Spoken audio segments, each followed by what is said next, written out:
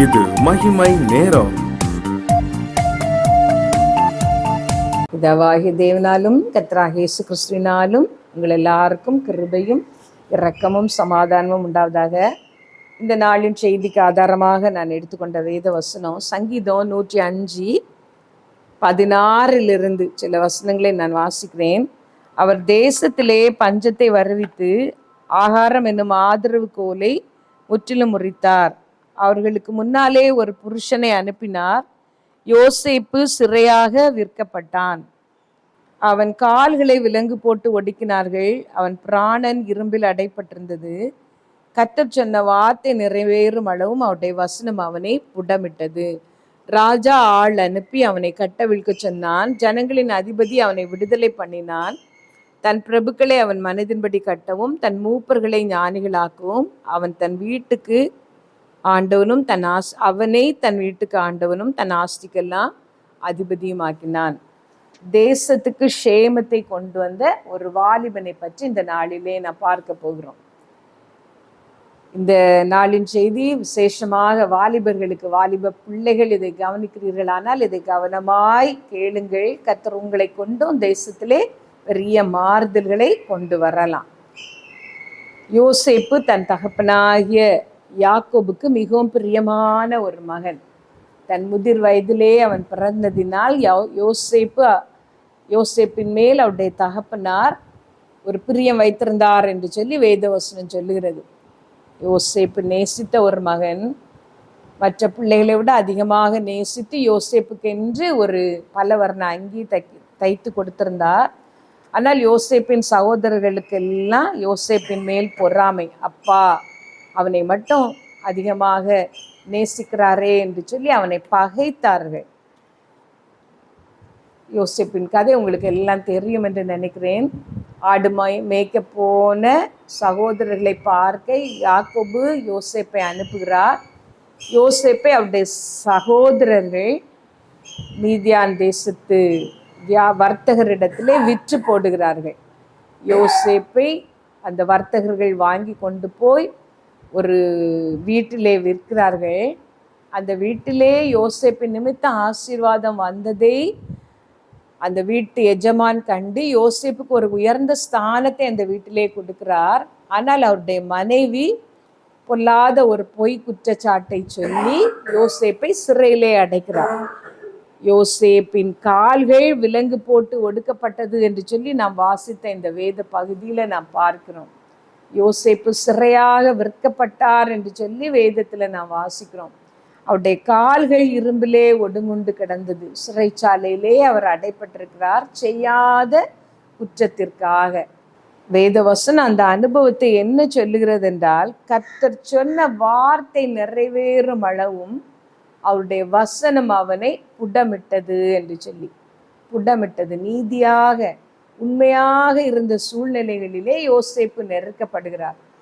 ஆனால் அந்த நெருக்கத்தின் நடுவிலெல்லாம் யோசேப்பு ஒரு காரியத்தை செய்தார். கர்த்தருடைய பிரசன்னத்தை அவர் வாஞ்சித்தார். கர்த்தரோ யோசேப்போடே கூட இருந்து சிறைச்சாலை தலைவனுடைய தயவு கிடைக்கும்படி செய்தார் என்று வேதத்தில் நான் வாசிக்கிறோம். சிறையிலே தான் யோசேப்பு வைக்கப்பட்டிருக்கிறார். ஆனால் கர்த்தர் யோசேப்போடே கூட இருந்தார் என்று சொல்லி வேதத்தில் நாம் பார்க்கிறோம். யோசேப்பின் ஜெயத்திற்கும் வெற்றிக்கும் காரணமே கர்த்தர் யோசேப்போடு கூட இருந்தார் என்பதுதான். தாவீது ராஜாவின் வாழ்க்கையை பார்க்கும் பொழுது நாம் அதை பார்க்கலாம். கர்த்தர் தாவீதோடே கூட இருந்தார், இவனை அவன் கையிலே ஒப்பு கொடுக்கவில்லை. கர்த்தர் தாவீதோடே கூட இருந்தார், போன இடத்திலெல்லாம் புத்திமானாய் நடந்து கொண்டான். கர்த்தர் தாவீதோடே இருந்தார், போன இடத்திலெல்லாம் யுத்தத்திலே ஜெயித்தார் என்று சொல்லி பார்க்கிறோம். வாலிப பிராயத்திலே கர்த்தர் உங்களோடு கூட இருக்க முடியுமானால் உங்கள் எதிர்காலத்திலே, உங்கள் வயோதிப நாட்களிலே கர்த்தர் உங்களை ஆசீர்வதித்து தேசத்துக்கு க்ஷேமத்தை உங்கள் மூலமாக கொண்டு வர முடியும். கர்த்தர் உங்களிடத்திலே வாசம் பண்ண வேண்டுமானால் நீங்கள் அவரோடு இருக்க வேண்டும். வேதாகமத்தில் ஒரு வசனம் உண்டு, நீ அவரை தேடினால் அவர் உனக்கு தென்படுவார், நீ அவரை கைவிட்டால் அவர் எந்தைக்கும் உன்னை கைவிட்டு விடுவார் என்று சொல்லி. கர்த்தர் நம்மோடு கூட வாழ்வது அது ஒரு இன்பமான வாழ்க்கை. இந்த உலகத்தின் எந்த இன்பங்களும் எந்த ஆசீர்வாதங்களும் தர முடியாத சந்தோஷமும் சமாதானமும் அவரோடு கூட உள்ள வாழ்க்கையிலேயே உண்டு. அவரோடு கூட உள்ள வாழ்க்கை தர முடியும். வாலிப பிள்ளைகள் வாலிப பிராயத்திலே உன் சிருஷ்டிகரை நினை என்று சொல்லி வேத வசனம் சொல்லுகிறது. நாம் நினைக்கிறோம் ஆண்டவரோடு கூட உள்ள வாழ்க்கை என்றாலே அது கடினம்தான், அது முடியாத ஒரு வாழ்க்கை, அது இந்த உலகத்தை அனுபவிக்க விடாத ஒரு வாழ்க்கை என்று சொல்லி. அப்படி அல்ல. ஆண்டவரோடு கூட உள்ள வாழ்க்கை எல்லாவற்றையும் சந்தோஷமாக அனுபவிக்க வைக்கும். அவருக்காக வாழ்வது சிறந்தது, மேன்மையானது. ஆண்டவருக்கென்று உண்மையாக உங்களை ஒப்பு கொடுத்து உங்கள் வாலிப நாட்களிலெல்லாம் உங்கள் பரிசுத்தத்தை காத்து கொண்டு, வாலிப நாட்களிலே உங்கள் கண் கண்டபடி நடக்காமல், கண்களின் இச்சையின் பின்னால் போகாமல், உலகத்தின் பெருமையின் பின்னால் போகாமல், அவருக்கென்று உத்தமமாய் நீங்கள் உங்களை காத்து கொண்டீர்களானால் உங்கள் வாழ்க்கையின் பின் நாட்களிலே நீங்கள் மனஸ்தாபப்பட போவதே இல்லை. ஒரே ஒரு வாழ்க்கை, அதுவும் சீக்கிரமாய் ஓடி முடியும். கிறிஸ்துவுக்காக செய்வது எதுவோ அது மட்டுமே நிலைக்கும். Only one life, soon it will be past. Only what is done for Christ will last. இது உங்கள் வாலிப வயதிலேயே நீங்கள் கண்டு கொண்டீர்களானால் ஆசீர்வாதம். வாலிபத்தின் நாட்களெல்லாம் உலகத்தின் பின்னாலேயும் உலகத்தின் காரியங்களிலேயும் செலவழித்து விட்டு கடைசியிலே ஐயோ நம்முடைய வாழ்க்கையை நாம் இழந்து போனோமே, உலகத்தையும் நாம் அனுபவிக்கவில்லை, ஆண்டவரோடு கூட உள்ள வாழ்க்கையும் நாம் அனுபவிக்கவில்லை, எல்லாவற்றையும் இழந்து நாம் போய்விட்டோமே என்று நீங்கள் வருந்துவதை விட கர்த்தரோடு கூட உள்ள ஒரு வாழ்க்கையை தெரிந்து கொண்டீர்கள். ஆனால் பின்னாட்களில் நீங்கள் சொல்வீர்கள், நான் சரியானதைத்தான் செய்தேன் என்று சொல்லி. உங்கள் மனசாட்சி உங்களை ஒருபோதும் குற்றப்படுத்தாது. நான் வீணடித்து விட்டேனே என்று நீங்கள் நினைக்க மாட்டீர்கள். கர்த்தரோ யோசேப்போடு கூட இருந்தார். ஒரு வாலிபத்திலே அது கொஞ்சம் கஷ்டமாக இருக்கலாம். இந்த உலகத்தையும் இந்த உலகத்தின் எல்லா காரியங்களையும் அனுபவிக்க துடிக்கிற அந்த வாலிப வயதிலே கர்த்தருக்காக நீங்கள் சில தியாகங்களை செய்யும் பொழுது, தானியேல் செய்தது போல பருப்பும் காய்கறியும் மட்டும்தான் நாங்கள் சாப்பிடுவோம், தீட்டுப்படுத்த மாட்டோம் என்று சொல்லி நீங்கள் சில தியாகங்களை செய்வது உங்களுக்கு கஷ்டமாக இருக்கலாம். But it will B richly rewarded. ஆண்டவர் அதிகமாகவே உங்களுக்கு செய்வார். நீங்கள் அவருக்காக படுகிற ஒவ்வொரு அன்பின் பிரயாசத்தையும் அவர் கவனித்து கொண்டே தான் இருக்கிறார். நீங்கள் நினைக்கிறதற்கும் எதிர்பார்க்கிறதற்கும் அதிகமாக கர்த்தர் உங்களுக்கு செய்து உங்களை ஆசீர்வதிப்பார். கர்த்தர் யோசேப்போடே கூட இருந்தார். சிறைச்சாலையிலே யோசேப்போடு கூட கர்த்தர் இருந்தார். ஆனால் அப்படியே அவருடைய வாழ்க்கை முடிந்து விடவில்லை. யோசேப்பு ஒரு உயர்ந்த நிலைக்கு உயர்த்தப்பட்டார்.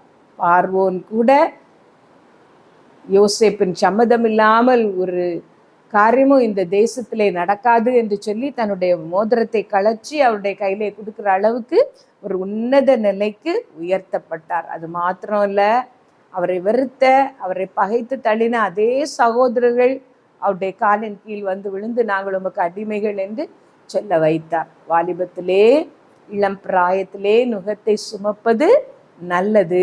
பாடுகளை அனுபவிக்க முடிகிற அந்த வயதிலே கர்த்தருக்காக நீங்கள் உண்மையாயிருப்பதும் கர்த்தருக்காக பாடுகளை சகிப்பதும் நல்லது. ஏனென்றால் பின்னாட்களில் நீங்கள் நன்றாக இருக்கும்படிக்கே கர்த்தர் உங்களை அந்த பெரிய வனாந்திர வழியின் ஊடாக நடத்தி செல்லுகிறார். வாலிப வயதிலே எல்லா இன்பங்களையும் அனுபவித்து விட்டு கர்த்தருக்கு விரோதமான வாழ்க்கை வாழ்ந்து விட்டு கடைசி நாட்களிலே பலனும் திராணியும் இல்லாமல் போகும் பொழுது செய்ததற்கான எல்லா தண்டனையும் அனுபவிப்பது கடினமானது.